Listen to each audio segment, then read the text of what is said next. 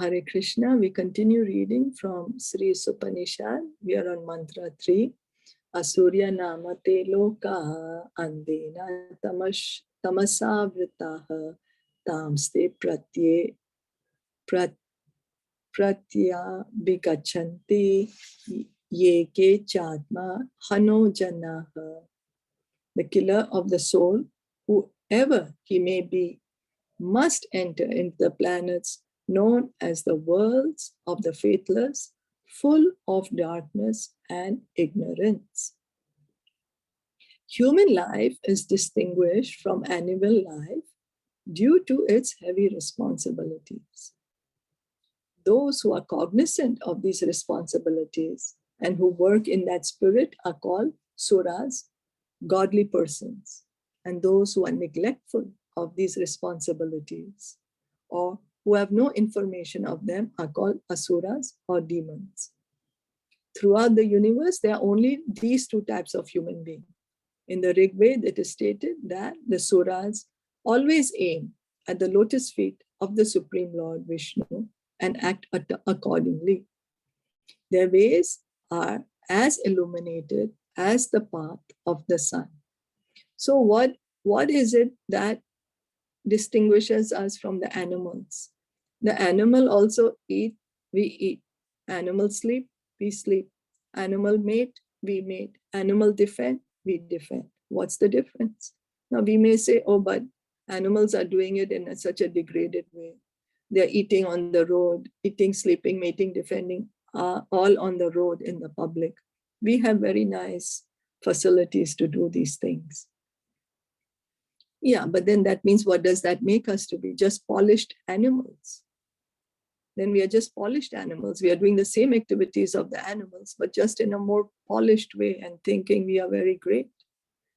But what is the real human life is we have to understand that human beings have a responsibility.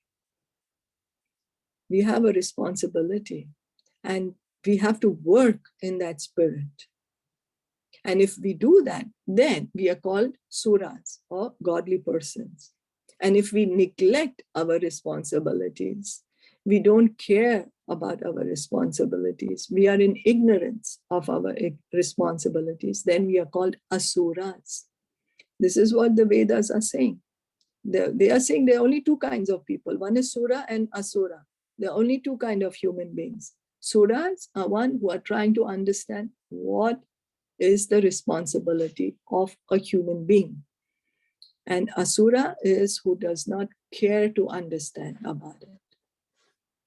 Intelligent human beings must always remember that the soul obtains a human form after an evolution of many millions of years in the cycle of transmigration.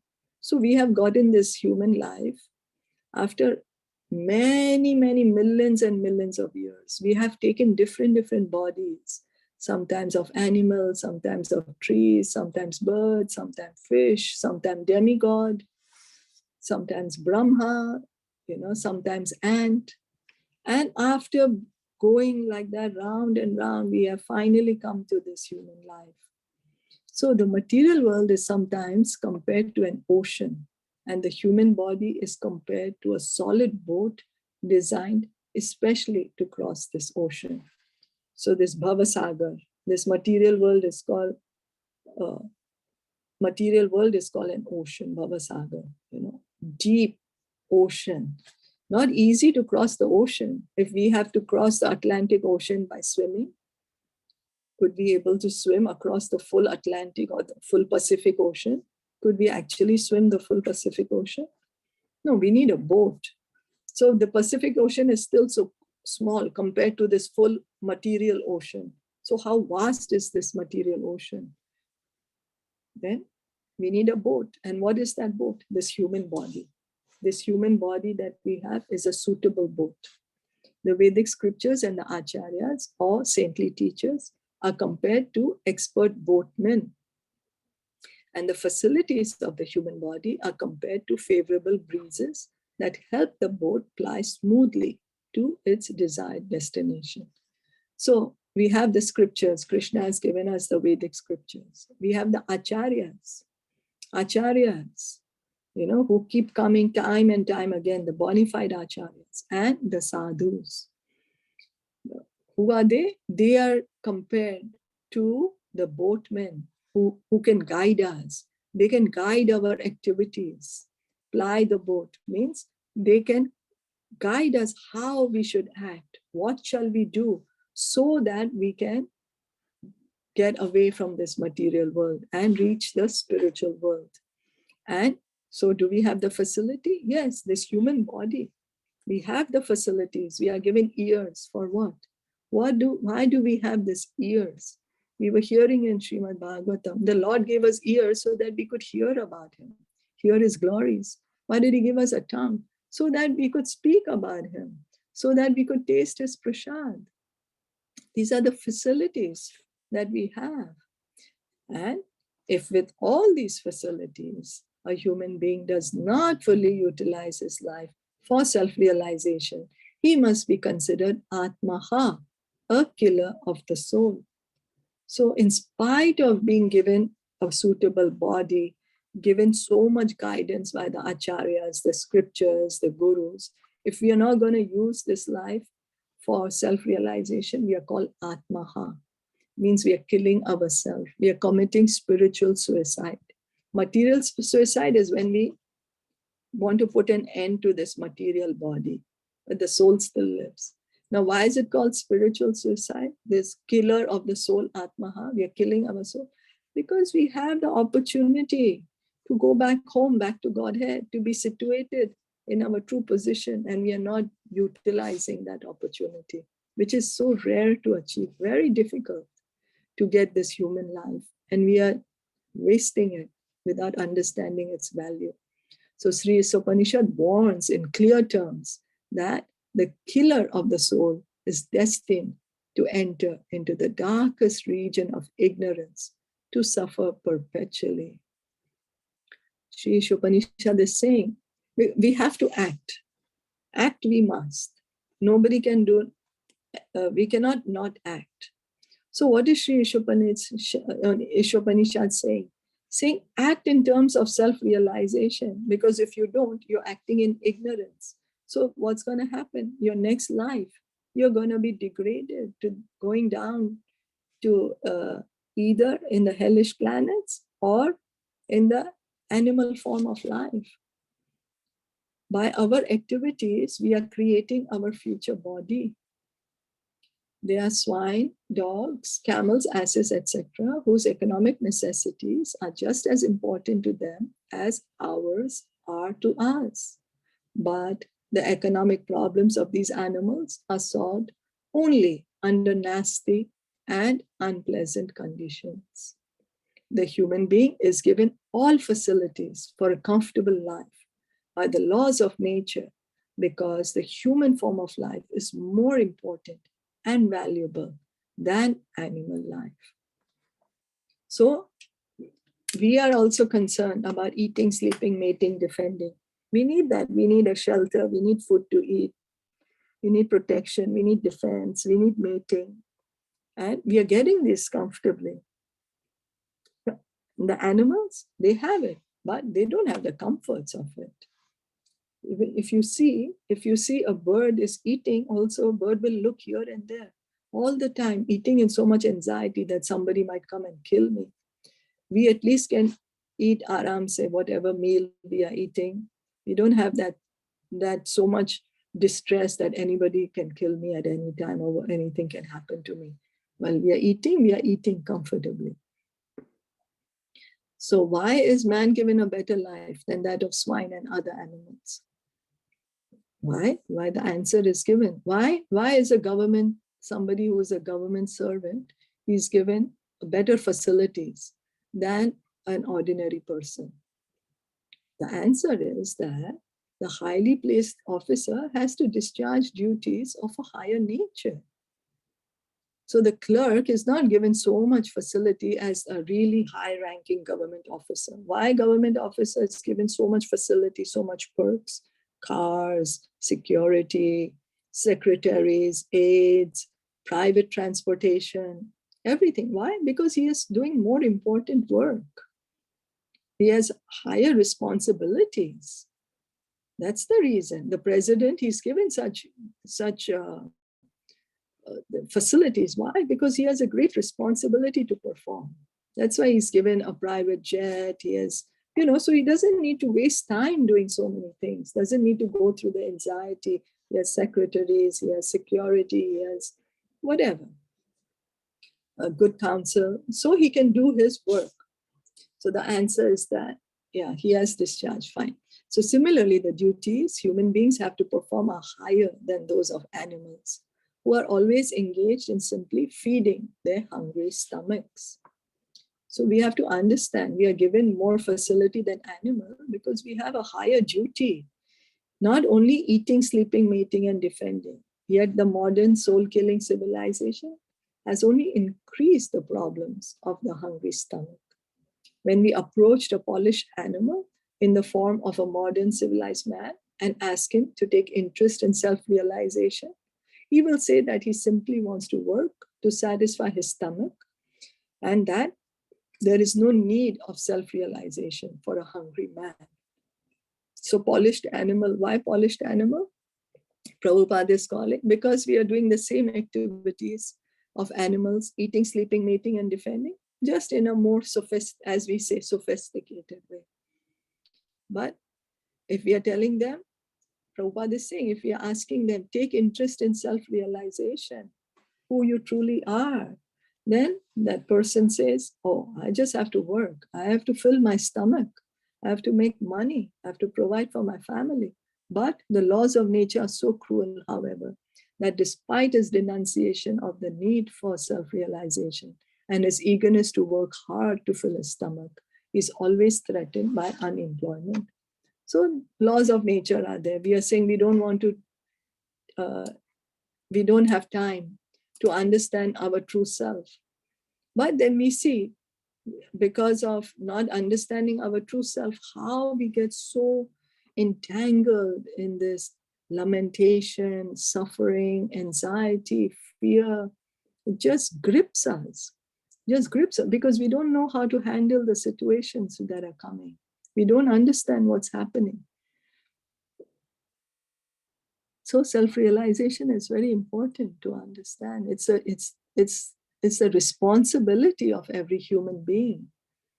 It's not a choice that's given to us. It is our responsibility. So each one of us should take up this process of self-realization with great dedication. We are given this human form of life not to work hard like asses, swine, and dogs, but to attain the highest perfection of life. If we do not care for self-realization, the laws of nature force us to work very hard, even though we may not want to do so. Human beings in this age have been forced to work hard like the asses and bullocks that pull carts. Some of the regions where the asuras are sent to work are revealed in this mantra of Sri Ishopanishad. If a man fails to discharge his duties as a human being, he is forced to transmigrate to the Asurya planets and take birth in degraded species of life to work hard in ignorance and darkness. So we always saying, I'm busy, I have so much work to do, I have so much work to do. But that is not the aim of human life. Human life is given to us to understand who we truly are. Who am I? Who is God? What's my relationship with him? How do I get out of this material world? But we say, no, I have so many responsibilities. Then what will happen? Mother Nature will say, okay, that's what you like to do. Then you continue to do. She'll give us more and more. She will just engross us in this. Okay, you like to work hard, you keep working hard. You keep doing this. And what will happen after we give up this body?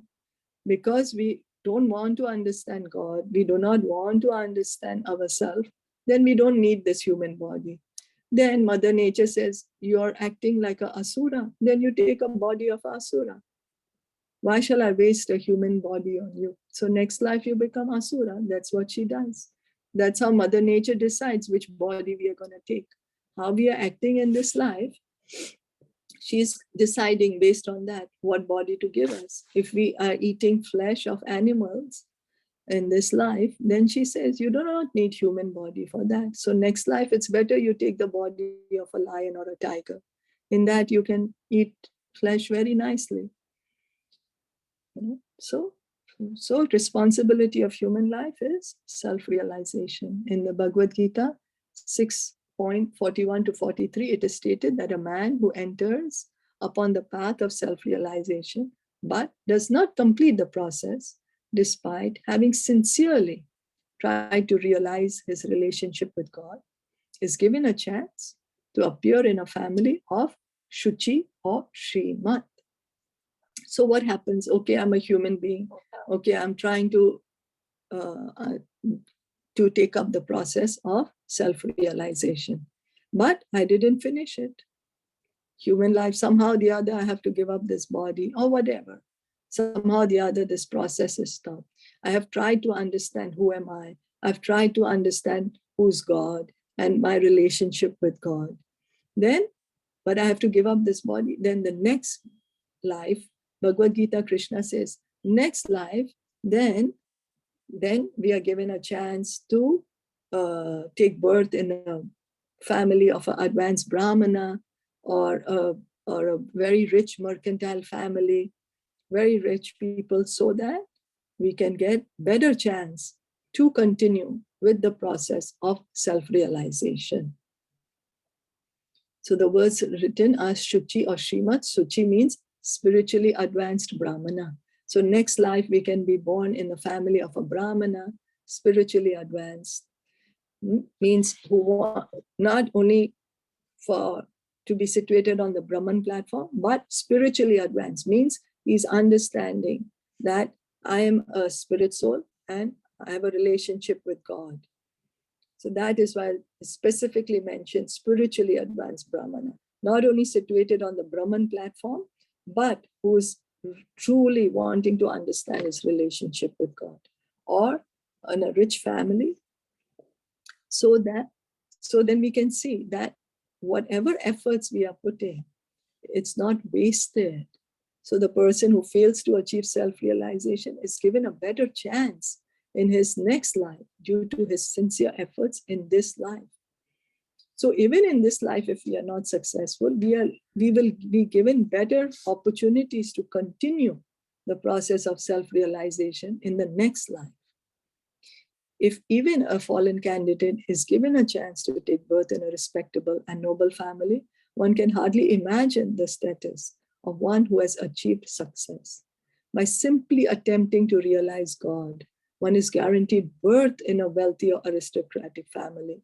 But those who do not even make an attempt, who want to be covered by illusion, who are too materialistic and too attached to material enjoyment, must enter into the darkest regions of hell, as confirmed throughout the Vedic literature.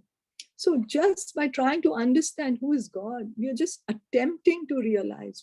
We are not even understanding who He is.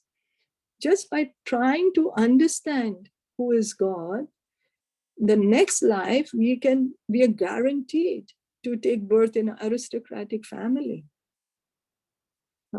Such a high position already. But those who don't want to make this attempt, where are they going? They're going to the hellish region, because they don't even want to understand who's God. So they don't want to understand, so they don't need a body, so they're going to hell. Such materialistic asuras sometimes make a show of religion, but their ultimate aim is material prosperity. The Bhagavad Gita chapter 16, verses 17 and 18 rebukes such men by calling them Atma Sambhavita, meaning that they are considered great only on the strength of deception and are empowered by the votes of the ignorant and by their own material wealth.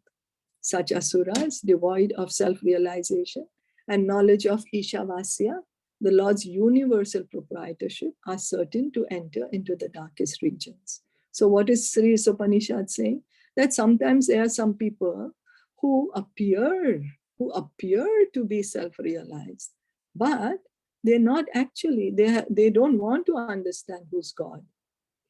They're making a show of religion, but what do they want? Is material prosperity. They want name, fame, money, respect, worship, material aim, or something to do with material life. So then what does Bhagavad Gita? Krishna tells that they are Atma Sambhavita, that they're just deceiving people by cheating people.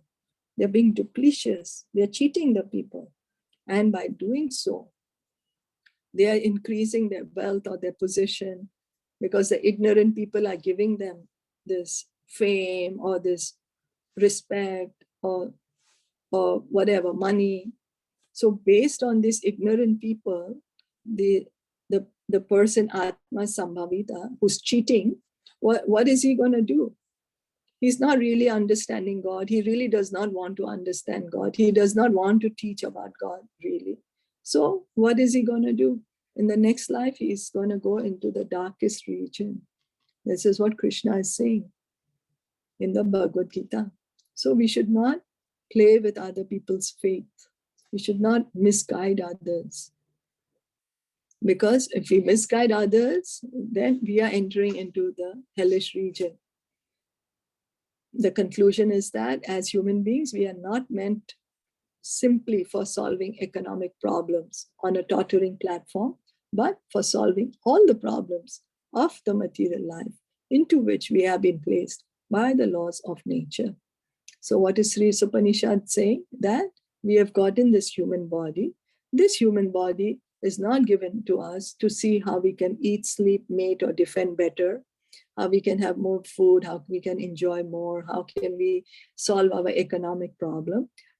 Because even if we get a very good standard of living, lot of opulence, best way of eating, sleeping, mating, defending, it's on a tottering platform. Tottering platform means it can be upturned any moment. Our life in this human body is very temporary, very short. It's compared to a water drop on the lotus leaf. Lotus leaf is on the water, and sometimes there is a drop of water on the leaf. But that drop of water, which is on the leaf, can fall down into the water at any moment. So this life can be gone any moment. So what shall we do? This human life is given to us to solve the problem of material life. What is the problem of material life? Birth, death, old age, and disease.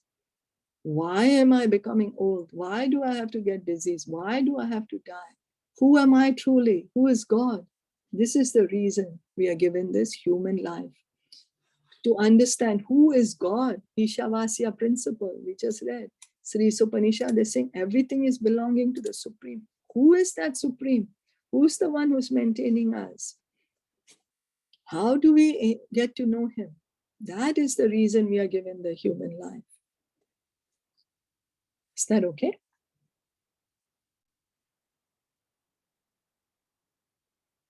So how do we understand? How do we get to know the Supreme Lord? Continue hearing and chanting. That's the process for self-realization in this Kali Yuga. Kali Yuga, the process of self-realization, of God realization, mentioned in all the Vedic scriptures is Harer Nam, Harer Nam, Harer Nam Eva Kevalam, Kalau Nasteva, Nasteva, Nasteva Ati, Gatir Anyatha. In this age of quarrel and hypocrisy, the only way to self-realization, the only way of God realization is by chanting the holy name of Lord Hari. There is no other way, there is no other way, there is no other way. And it is repeated 3 times, not because it's a mistake, like the recording has got stuck, no, but it's repeated 3 times to emphasize to us, to give us to make us realize the importance that we need to hear and chant the names of Lord Hari to make a permanent solution to the miseries of material life. So we'll stop here today. Thank you so much for listening. Shri Upanishad ki jai, Shla Prabhupada ki jai, Gaur Premanande, Hari Bol, Hare Krishna.